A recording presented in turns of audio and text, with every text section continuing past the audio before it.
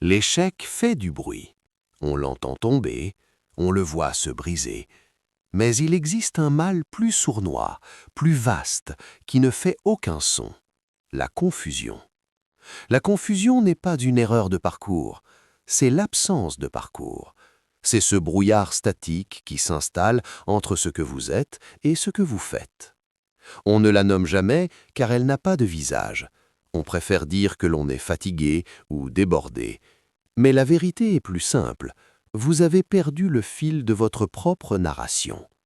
Écoutez ce bruit de fond, ce murmure constant de questions sans réponse qui tourne en boucle dans votre esprit, épuisant vos réserves avant même que la journée n'ait commencé. C'est une sensation de pesanteur, non pas celle d'un fardeau que l'on porte, mais celle d'une direction que l'on ne trouve plus. La confusion est le grand saboteur de l'identité. À force de ne plus savoir ce qui est important, on finit par ne plus savoir qui l'on est. Nous vivons dans une époque qui traite la confusion comme une distraction passagère. Pourtant, c'est le sol même sur lequel nous marchons qui est devenu meuble. Avant de chercher des solutions, nous devons avoir le courage de regarder ce chaos en face, non pas pour le combattre, mais pour comprendre comment il s'est insinué dans les moindres recoins de notre clarté. Bienvenue dans cette exploration. Laissez le tumulte s'apaiser un instant. Nous allons descendre là où tout est devenu flou.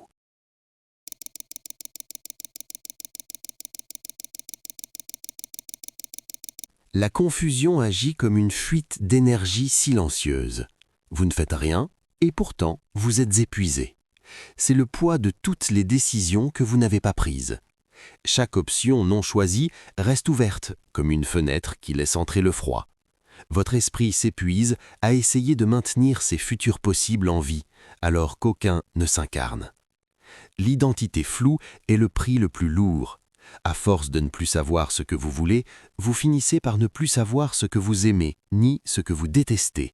Vous devenez un caméléon de la survie, une forme vide qui s'adapte à la forme des autres.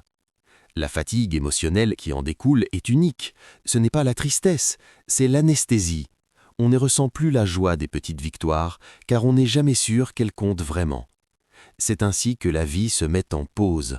On attend d'y voir clair pour agir, mais la clarté ne vient jamais de l'attente, elle ne vient que de l'élagage. Dans cet état, le temps change de nature. Les jours passent à une vitesse effrayante, mais les années semblent n'avoir aucun contenu. On a beaucoup bougé, mais on n'a rien construit. La confusion crée une méfiance envers soi-même. On commence à douter de son propre jugement, à demander l'avis de tous pour compenser le silence de sa propre intuition. Mais l'opinion des autres n'est que du bruit supplémentaire. Elle rajoute une couche de brouillard sur un paysage déjà invisible. On finit par porter des vêtements, des carrières et des vies qui ne sont pas à notre taille. Ce n'est pas seulement votre esprit qui est confus, c'est votre rapport au réel qui s'effrite. Vous vivez dans un monde de peut-être, alors que le cœur a besoin de oui et de non.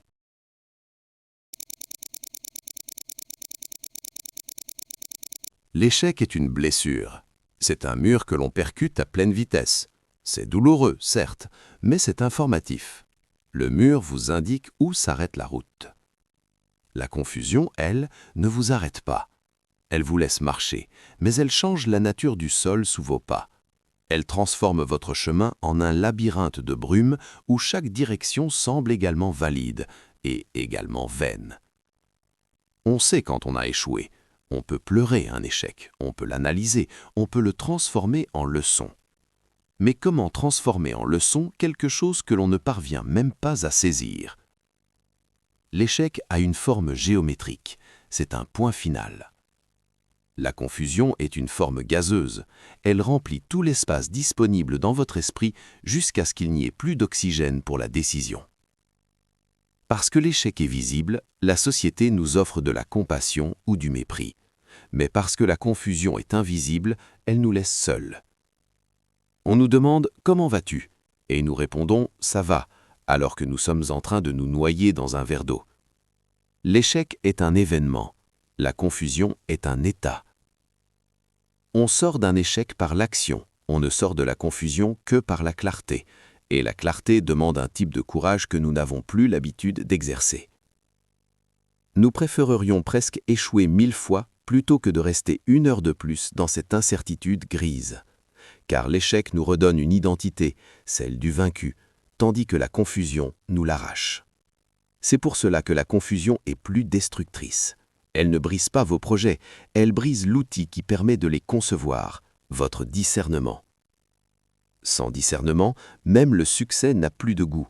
On avance par habitude, par peur du vide, sans jamais savoir si la direction prise est la nôtre ou celle du courant.